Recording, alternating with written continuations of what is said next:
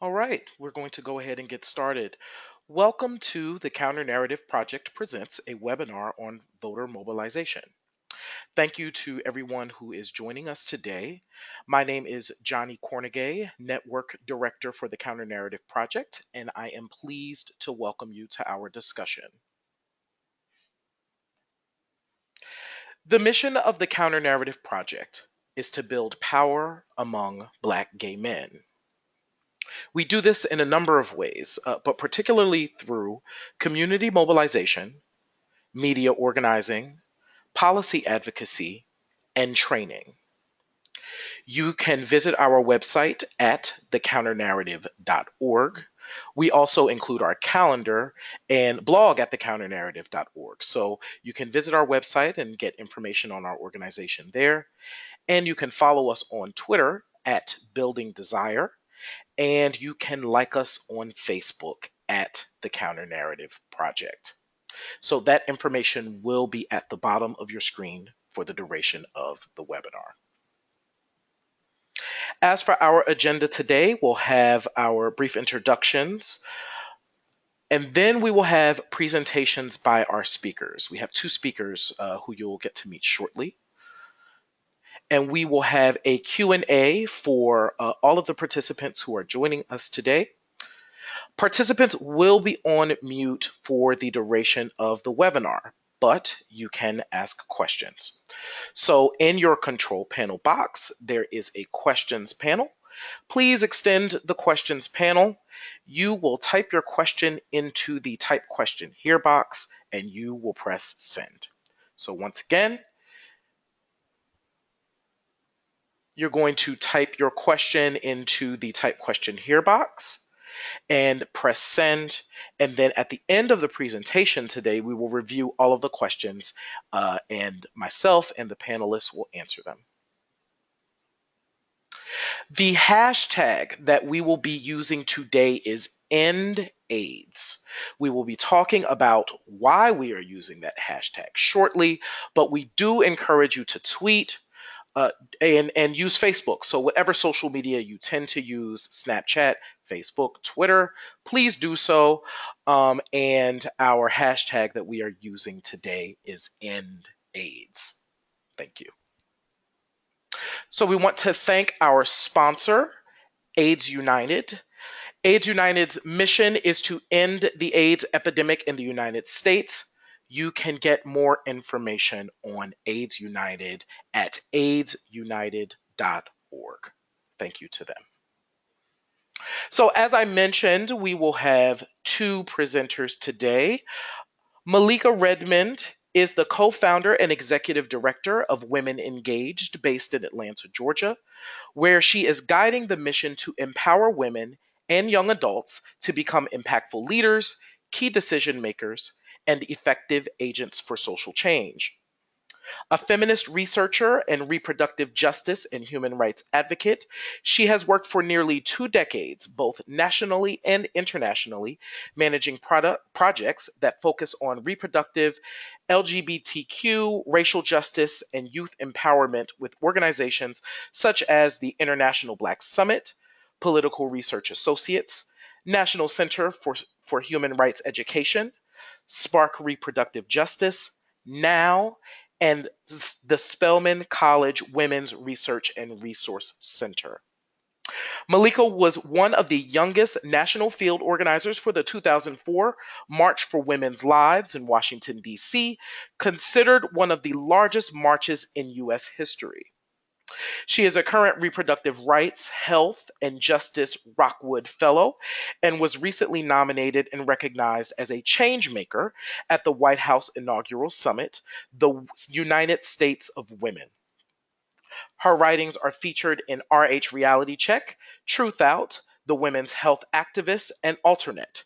She holds a bachelor's degree from Spelman College and a master's degree from Georgia State University in Women's Studies. Welcome, Malika. Ayesha McAdams-Mahmoud is currently a doctoral student at the Harvard University T.H. Chan School of Public Health, where she studies social and behavioral sciences with a focus on health communication and mental health. She received her master's degree in public health from Emory University and has worked as a behavioral scientist, strategic health communication expert, and qualitative researcher for the last 8 years, both domestically and internationally. Before working on response efforts to health disparities, HIV, hepatitis C, and intimate partner violence in public health, she worked as a journalist and performing artist. Welcome, Ayesha. So before we get started, a quote. So long as I do not firmly and irrevocably, I apologize, my voice is not working today, possess the right to vote, I do not possess myself. I cannot make up my mind, it is made up for me. I cannot live as a democratic citizen observing the laws I have helped to enact. I can only submit to the edict of others. That is a quote from Dr. Martin Luther King Jr. So, the importance of voting. Elections have consequences. So, not just so for everyone, right? So it includes those who choose not to vote. So every election has a consequence. Local policy decisions impact the lives of Black gay men where they live, as well as those decisions impact people living with HIV. And our votes don't stop after we cast our ballots. It's also our responsibility to hold our elected officials accountable. There are some specific legislative decisions that will affect people living with HIV around the country in 2016. So, this is actually a report from Paz Magazine. You will see that information at the bottom of your screen. 16 out of the 19 states that have not expanded Medicaid under the Affordable Care Act will have some legislative elections this year. So, in the southern non expanded states, only Alabama, Mississippi, and Virginia are not holding any legislative elections. And 28 out of the 33 states that have enacted criminal penalties on people living with HIV will also have legislative elections, and 18 out of the 21 states that have enacted religious freedom bills will have legislative elections. So, just a few notes, and you can get that information from pause.com as well. So, to take action. So our takeaway today to take action is, of course, to tweet during this webinar using that hashtag ENDAIDS, but it goes further. Download the AIDS United social media plan for tonight's presidential election. There is a link here. So that is goo.gl/H, capital H, 3, lowercase t, 7, lowercase d, 9. It's right there on your screen. For those of you who are joining us here in the webinar, you can get that information in the handouts section. Download that social media plan for tonight's presidential debate. Tweet now, but also tweet tonight, starting at 9 p.m. Eastern Standard Time, using the hashtag ENDAIDS. There are some suggested tweets in that document, but you can certainly use tweets of your own, and tweet frequently and regularly between 9 p.m. and 11 p.m. Eastern Standard Time. So that is your take action. We'll revisit that again at the end. So at this time, I would like to introduce Malika Redmond for our first presentation. And Malika is going to talk to us about voter engagement. Malika, can we hear you? Hello? Yes, there you are. All right.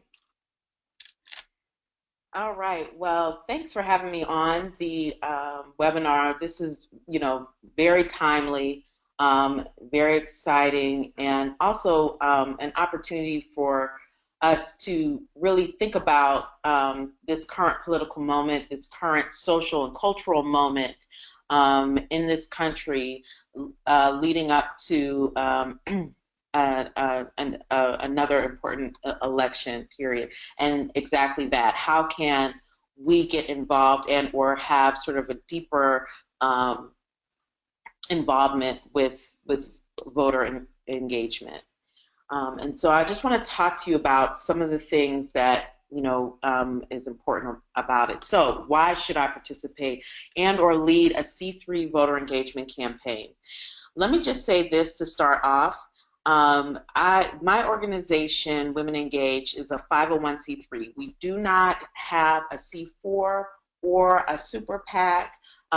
Some organizations do have those other kinds of tax statuses, which allows for them to do candidate um, endorsement directly. But as a C3, as a 501c3, we do not engage in partisan politics. We do voter education. So our work is nonpartisan. What's great about 501c3 voter engagement work is that we can really talk to people all kinds of about the issues without the pressure of trying to push any particular candidate on a person.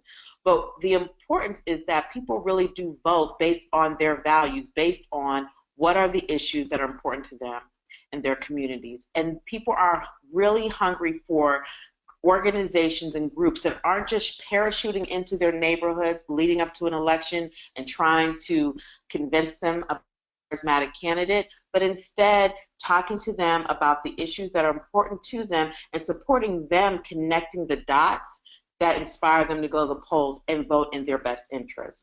So why should I participate? Voter engagement is an important tool for building political power with our core constituency and base of supporters. So if you have an organization, you're working for an organization, you have a base of support, you have a core constituency you work with, and you don't have a voter engagement program, well, a voter engagement program can help and deepen those relationships. It's another another tool that we can use. While, like I said, while party-affiliated voter campaigns focus on candidates, C3 voter engagement efforts encourage people to go and vote on the behalf of the issues that are important to them. This is where our education comes in. So when we're talking about HIV/AIDS, when we're talking about reproductive justice, when we're talking about healthcare for all or economic justice issues, issues of public safety and eradicating police brutality, we can talk about that and connect that to the importance of coming out. Participating and or leading a voter engagement campaign helps build and deepen our relationship between our organizations and our core constituency. For Women Engaged, we're a 2.5-year-old organization going into our 3rd year doing voter engagement work.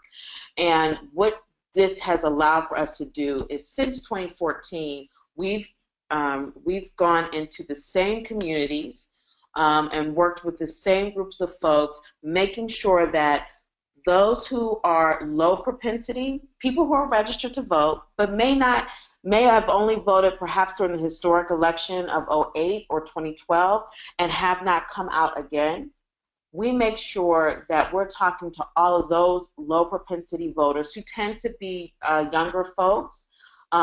What we know, particularly in the state of Georgia, Black women vote is the highest demographic voter in the state, and that but drastically drops for Black men in terms of their voter turnout, and particularly on off-year elections and young people. And so we work with these groups of folks every year, year-round, every opportunity there is to vote. And so this is why it makes it important, because you can deepen the relationships with voices that are often marginalized, making sure that they're coming out and voting during municipal elections, special elections, midterm, as well as presidential. We can go to the next slide. And so what is a 501c3 voter engagement campaign? Well, it has 2 major phases. One is the voter registration drives. And again, at any you can participate at any level of voter engagement. There is no sort of right way. We actually, for Women Engaged, we started doing our work with going out and door knocking and phone banking in Atlanta, in the Old Fourth Ward community here in Georgia. in East Point and College Park in Georgia, in certain neighborhoods and areas where we found a concentration of young people up to about 45 years old that were low propensity registered voters so that we can make sure that they come out for each election. And so that's where we began. We began sort of pinpointing those neighborhoods we wanted to be in and going and talking to folks on the door and over the phone. We just implemented a voter registration campaign, and so we've been going out to different events, concerts, conferences, festivals, this summer, and doing on-site voter registration in targeted areas, transit stations, and doing that. And so this order here is just one suggestion, but it doesn't have to be in this particular order. But voter registration is one piece, and then what I talked about before, the get out the vote piece, which is really, deciding where you want to focus and target your outreach, and then a plan universe, which would be the communities that your universe would be the communities you would want to go out and talk to, and then going out and actually talking to folks and calling folks on the phone with a script, with a message about the issues that are important, and making sure that people know when early voting is, what kind of ID, if at all, they need to take with them to the polls. Letting them know the Secretary of State information if they're not sure if they're registered and they want to find out about their registration status, or any other questions they may have about that. Getting people engaged so that they will actually go to the polls. Next slide, please. When do I do voter engagement? Well, there are a lot of, what we know is that the most effective voter engagement campaigns are those that really happen year-round. When we're talking to people on and off election cycles, we're in the communities, we're talking to folks about, voting. There's always an opportunity to cast a vote. Municipal elections are quite important, and we don't talk enough about the direct impact municipal elections have. But even here in Georgia, when we go into the fall, we'll have some very specific state-based ballot initiatives. And this is, again, it will be important that people who come out and vote all the way down the ballot, not just at the top of the ticket for the president, but all the way down, because the state legislature and the ballot initiatives that people will have an opportunity to vote for have important direct impact on the local policy here in Georgia. And so voter engagement year-round is ideal. That we want to be talking to people off and on election cycles. GOTV, getting out the vote, typically begins 6 weeks away from any election cycle. So, for us, we are starting to gear up for that now. We will be training new canvassers. We will be, starting to do the phone banking and the door knocking. And voter registration can also be year-round. But here in Georgia, early voter registration in time to vote for the November 8th, 2016 election ends on October 11th. So we will also end our voter registration activities until the election is over. We don't want to have people not understand or be confused that if they register after October 11th, that they'll be able to vote in November. They won't be able to vote in November.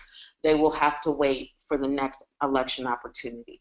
And so, but that's in Georgia. Different states have different laws around voter registration. Some states allow people to register to vote election day. So it just depends on the state. Knowing what your state law is very important. But this is the kind of thing we talk to people about when we're doing voter engagement. What the law states, when they can register, what kind of ID they need to have. Making sure that constituents have a voting plan.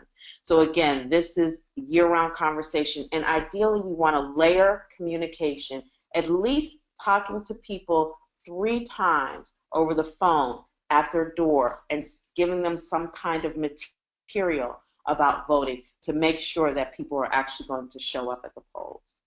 All right, next slide, please.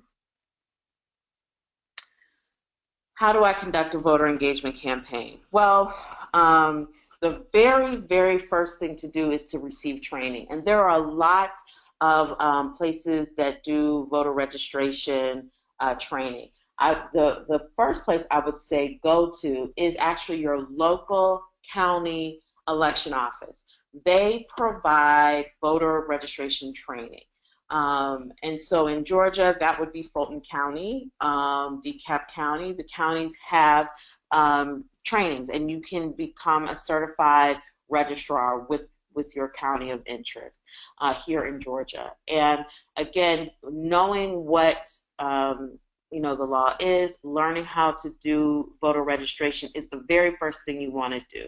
There are also all kinds of webinars and trainings online with organizations that also can help you figure out what you would like to do. Alliance for Justice, for example, is a great organization that works with nonprofits about, nonprofit organizations, 501c3s in particular, about how and you should set up your voter engagement and voter registration activities so that they fit inside the C3 law.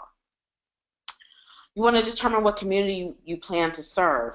So, if you have a core constituency, you want to, think about, where do you want to be? Do you want to do on-site voter registration? Well, where are the important places that you should be doing on-site voter registration? Where are the folks that we want to outreach and target? And so that's key. The other part is if your state has a 501c3 table. Georgia does. It's called the Pro-Georgia C3 table. It's the civic engagement table. And this is a coalition organization. Other states have their own civic engagement table, and you can look them up online to see if your state has one. And that's a space where organizations that do civic engagement work come together and coordinate their statewide efforts for getting out the vote and voter registration. They use a database called the VAN. It's a Voter Activation Network database. And those table partners have access to that database, which is the database of all the registered voters in your state. And you can use that database to really kind of break down the demographics of what you're looking for: age, race, you can, community size, neighborhoods, and some even in terms of, voter activity. So you can see if someone is a low propensity voter, they may have voted once or twice, they haven't been really active, and you can see, who those folks are, and you can outreach to them. So you can create your universe with that. And so you plan your logistics. And I would say important for organizations and or people who are just getting started, I would say along with getting training, the next step really would be is to find an organization that is seasoned in this work and partner with them, shadow them, follow their teams, and begin to learn how to actually do the work in the field so that you can start up your own campaign in a successful way. All right, I'll go to and then of course, as you can see here, there's various phases, the early voting, election day, and post-election regrouping. So this is just general idea of how to conduct a voter engagement campaign, but also, like I said, for individuals, get involved with your local organizations that do this kind of work. In Georgia, we have the People's Agenda for the Coalition for the People's Agenda here in Georgia. They do a lot of very important voter engagement work, and they're always looking for volunteers to participate. Okay. And then, yes, to learn more about Women Engaged, to learn more about, Georgia and the Georgia laws for voter engagement, Fulton County. And I've also just added just a few of these resources here so that you, for again, additional education on voter outreach, voter engagement work. But Women Engaged, we're always looking for people who are interested in learning about how to do this work. Our We Vote, We Rise program is currently looking for folks who are interested in canvassing. So if you're local to Georgia, please look us up online. Thank you. Malika, thank you so much for your presentation, and for individuals. If you have questions and you are joining us, please begin. You can put your questions using that questions panel, and you want to expand that. Type in your question, and then we will go ahead and get that question answered. So. Our next presenter is going to be Ayesha McAdams-Mahmoud. Ayesha, give me one moment. I'm going to go ahead. Let's see if we can hear you, and I'm going to give you control of the mouse, which you should have now. Can we hear you, Ayesha? Hey, how you doing, Johnnie? Wonderful. We can hear you, and you should have control of my screen. Can you advance forward just to see if it works? Let's see. There it did. Okay. All right. Well, great. Hey, everybody. Again, my name is Ayesha, and I am a Doctor of Science student at the Harvard School of Public Health, and also a member of the Counter Narrative Project Steering Committee. So I really am interested in how storytelling and expressive art can be used to promote positive mental health and social change, particularly in marginalized and underrepresented communities. And so today, we thought it would be really interesting to think about how storytelling as a strategy can be used for mobilizing groups like marginalized, underrepresented, or disenfranchised groups. So there's data to prove that stories really save lives, and that they're more than just fiction, drama, or entertainment, though those certainly have their place too. There's really a lot of forms and functions of stories, and we're going to talk about those today, and how they can really are well suited for voter mobilization. So I thought that this quote from Marshall Gans was really telling. It really shows that stories have been shown to play central roles in planting the seeds that become action. And as you can see on this slide, the science of stories is really very well documented and proven. Research from a number of fields has shown us that repeatedly stories are central to how we remember facts and how we imagine and how we make decisions to change our behaviors. And the issue, I think, around voter mobilization is especially poignant because we feel stories in ways that are actually more real and more memorable for us than statistics are. So it's more meaningful for us to hear a story about how a grandmother and her grandchildren benefited from Obamacare than it is for us to see statistics about the program's success. And that's something to keep in mind as we're thinking about how to mobilize voters in meaningful ways. Stories evoke emotion, and emotion makes people want to take action. So therefore, stories drive actionable decision making on that part. This is another interesting quote that just tells us that research really shows how the most powerful stories are really the most meaningful stories, and the best storytellers become the best leaders. And a certain subset of those leaders, as the next slide shows, are political leaders and activists who embrace a certain type of storytelling called storytelling for social change.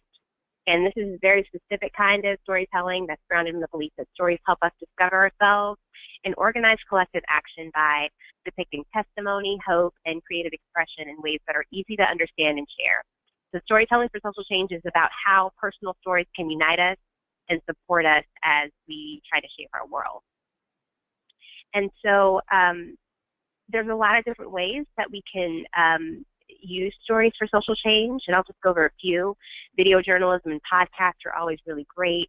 Things like Serial and This American Life show how interview-based stories can make a difference. Digital storytelling is a platform that's been increasing in popularity, especially among low-resource communities, by combining photo, voice, and narrative. And then story circles, public narrative workshops, and forum theater are all really great tools to get people together in real time. They can share, they can interact, and then respond to stories in ways that help them grow and advance strategies. So how can stories be used for voter mobilization specifically? So this is one example of community digital storytelling. And this is something that's been used in up to 60 countries or more. One group in Arizona, the one that's depicted here, brought together adult education students to create stories using their voices, their images, their videos, and music about their experiences as low-income voters. And the stories that they screened publicly followed a town hall that took place. I think this is a really important type of strategy to keep in mind, because millennials and baby boomers are the major forces in this year's election. And with more than 65% of them using smartphone technology, it's really wise for us to think about these digital and creative methods to engage them. So there's a lot of different free and low-cost digital storytelling software like Boho, ZooBuster, and YouTell Story that's online. So I would advise everybody to check those out. This next slide is really talking about community theater and how that's been shown to really be really cool for voter mobilization. The group that's depicted on these slides are from Afghanistan, and right before their election a few years ago, they staged community theater as a peaceful and cost-effective approach to improving dialogue around voter issues.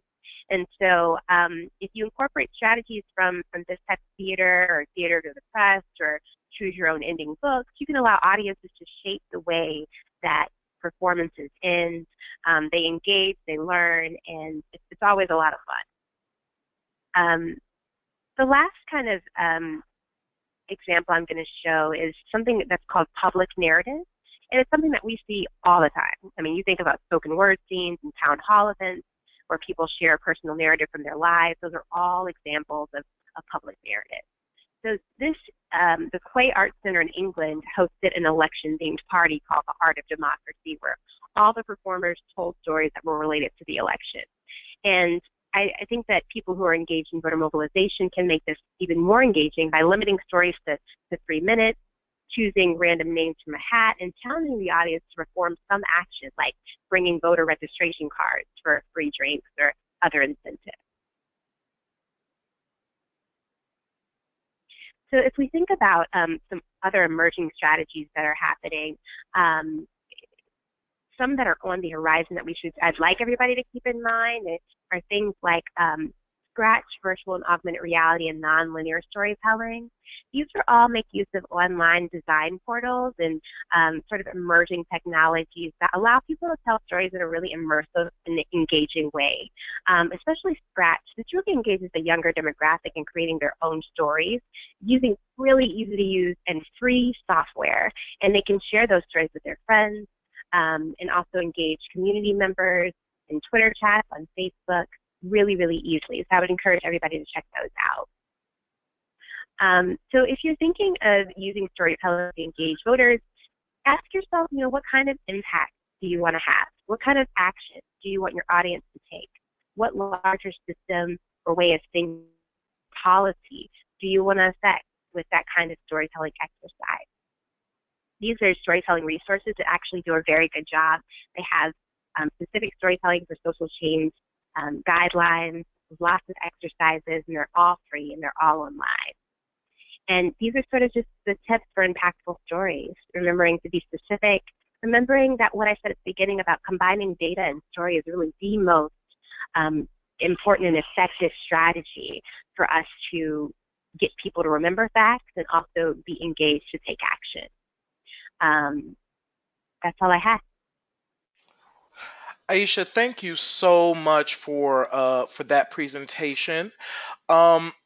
So we are now at the questions section of our presentation, and I actually want to begin with a question for Malika, and Ayesha, I'd like for any information you could chime in with as well. Oh, and for everybody, by the way, if you are interested in asking a question, please use that questions panel that is available to you. You want to go ahead and type your question in, and you'll press send, and then we will review those questions in a moment. Malika, one of the things I wanted to ask about was for people who have been previously incarcerated. What types of things should they be considering or be aware of regarding their ability to vote?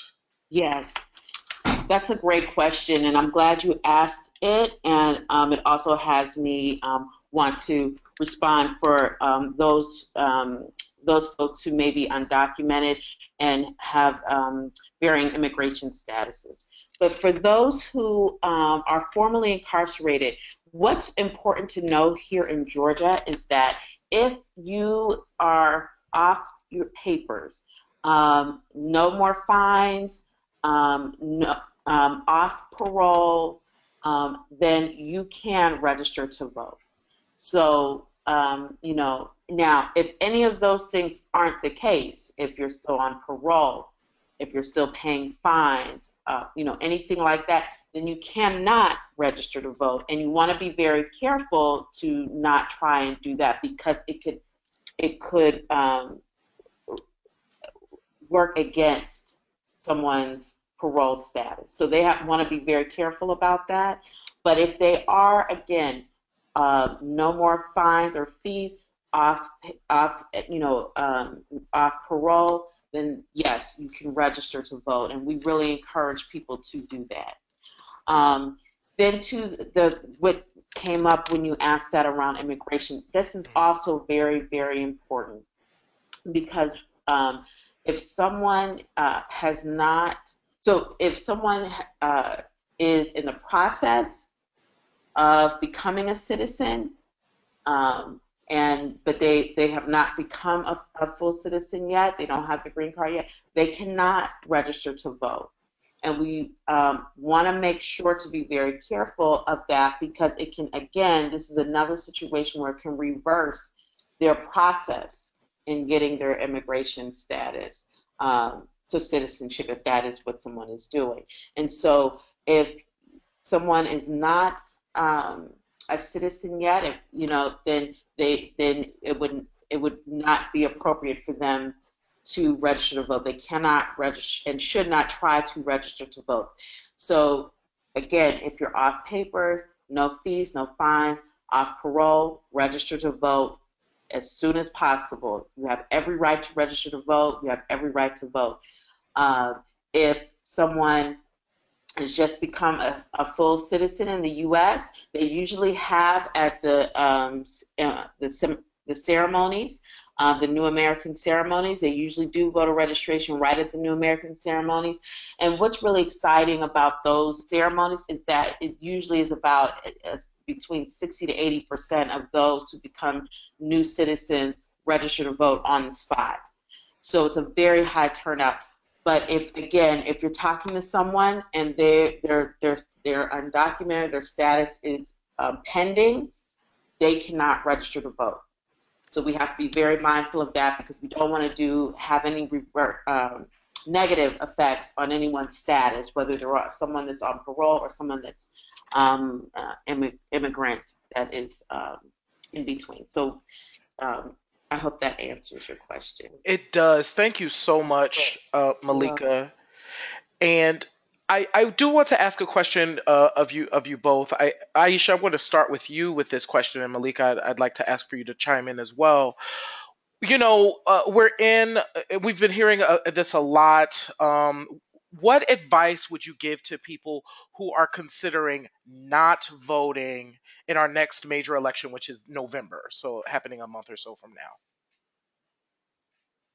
Yeah, I mean, I think that's a really poignant question, given that the discourse around that is especially vibrant. I know around in my circles, whether that be on social media and in direct contact, people are really considering that a viable option. And what I say in those cases is, a lot of people, if you look at our history, a lot of people have worked really hard, given their lives for this right. And even if the choices aren't ideal, it's still a right that is something that's hard won, and without being too political or giving credence to either side, I think it's just important to weigh the pros and cons of not having your voice heard. Wonderful.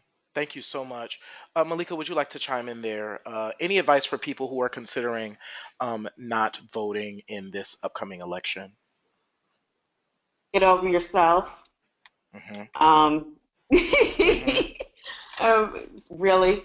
Yeah. Well, so and I'm being a bit sarcastic, but not really, because you know decisions around who is, you know, sheriff, police chief, Hmm. mayors, prosecutors, all of these judges, who's on juries, when we where we are born and where our plot is to die Hmm. is public policy. It's public policy. Hmm. So we're either involved in it or we're involved in it. Hmm. So we're either and so and while I am very understanding and of some of the resignation, um, because there's obvious um, faults in this system, quite obvious, and some of it, as we watched the primaries, we got a chance to see in real time for lots of people, and watching, some of the real glaring issues in this process. And so at the same time, how we engage and interact with it rather, is as important. And so I would say that, you know, I think about my grandmother who volunteered at the polls growing up, and I didn't really understand it. I didn't, I knew that's what she did, and I separated it from myself. But as I've gotten older, and I realized, wow, how cushy is that for me to be able to just kind of like see my Nana do that, but be able to be so removed from the why she does it. Yeah. And I just say that as I've gotten older, I've realized that I cannot be removed from the why, because it is that critical right now. And so I would just say that, I hope that, again, what folks are focusing on are the issues that are important to them, and that voting is one tool. It is not the whole toolbox. It's one tool of, an entire thing. And we've got to think, you know, we use that tool as one part, and we continue to create the other kind of tools and ways in which we want to engage. And so I would just encourage that we do that, and not an either or, but an and, plus this and that. So that's what I Wonderful. would say. Thank you so much, Malika. I am going to open it up for questions that have come in. If you are interested in asking a question, please go ahead and use that questions panel box, and we will get your question, and I will pose that question to our panelists.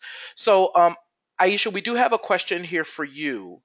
Um, this is from Ashley. For Ayesha, do you have any specific advice about recruiting storytellers, especially on highly stigmatized topics like HIV criminalization laws? I mean, someone talking about their concerns with the law publicly could open them up to possible prosecution. So advice on recruiting storytellers, and then following that question, the second part is, do you have any thoughts about stories being told anonymously versus fully and publicly? Two really, really wonderful questions. And I think, there's so many different strategies for both of them. So I'm glad you asked it. For the first part, when it comes to people who are sort of really great storytellers, especially on issues like HIV criminalization, I think, really, really great storytellers are hard to come by, in the sense that, people having skills of not being shy in front of people, and also knowing how to keep their time limits and all that kind of stuff. So what I like to do is, if I'm engaging an audience that may be a little bit new to storytelling in a public forum, I like to give them some guidelines that will help make sure that things don't go out of control. So prompts are really helpful in limiting time on what people can, how long people can say, and even really asking people very specific questions about, tell me about the moment when, tell me about the moment when something happened. And that kind of directed questioning is really helpful for people because it makes them be specific and not go on for too long. Now, your question about recruiting is one that I'm not really sure what state or what city you're in, but a lot of the organizations that are topic specific, so that have a lot to do with HIV or that have anything to do with the criminal justice system, may know people in the area who are activists and who are tuned into the issue. And so it's important to get in touch with those people who are content experts and say, hey, who do you know who has a really great story? Talk to those people specifically about what it is that you want to do and the guidelines that you have so that you're on the same page. Now, I led a group, a storytelling event around HIV in Baltimore, and there were quite a few people who were positive, who didn't feel comfortable telling their stories, and they were concerned about your second question, which is anonymity. And so what we did was we did the hat trick that I talked about in my presentation. Was we had a hat full of names and full of people's stories, and we drew names out of the hat. And people who felt comfortable talking about their story came up and read them. And for the people who said they were anonymous, we had people that were on staff, people who were part of our agency, already ready to read those stories and who had been cleared by the people who were anonymous to say, yeah, I feel comfortable with you reading my story. And so there's a lot of ways around that. Just because something is anonymous doesn't mean it should not be told. And I want to echo Malika's point in that, taking ourselves out of the narrative because of fear or because of, we think that that's the only tool that we have is not really an option at this point. Every story needs to be heard. And there's ways that we can guide people in friendly, caring, loving ways to make sure that we stay on topic and to ensure their own safety. And I'd be happy to chat with you offline about other strategies. Wonderful. Thank you so much, Ayesha. I'm going to give it a few more seconds to see if another question pops in. But while we do that, once again, I'm going to revisit the take action for today using that hashtag ENDAIDS. So included in your handout section for our attendees is a PDF document that you can download from AIDS United, or you could go directly to this link here. I want to read it out just for people who might be listening, but it's goo.gl capital H3 lowercase t 7 lowercase d 9, and there's no www in front of all of that. So once again, if you are here, you can just download it or you can go to the link. But what AIDS United is encouraging us to do for tonight's presidential debate is tweet starting at 9 p.m. Eastern Standard Time using the hashtag ENDAIDS, which is also the hashtag we're using for this webinar. And then you can use the suggested tweets or your own tweets, and please tweet often between 9 p.m. and 11 p.m. Eastern Standard Time. So I do not see any more questions that have come in. So I am going to thank you both, Ayesha and Malika, for being on this webinar. I feel like it was really informative and provided just a lot of information that people will find useful for their organizations and within their communities. I want to thank all of our attendees today. You're welcome, Ashley.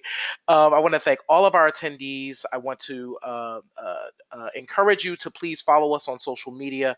On Twitter, we're at Building Desire. On Facebook, we're at The Counter Narrative. And you can visit our website. We will be uploading this particular webinar there, and that's thecounternarrative.org. Thank you so much for joining us today. Have a great day, everyone.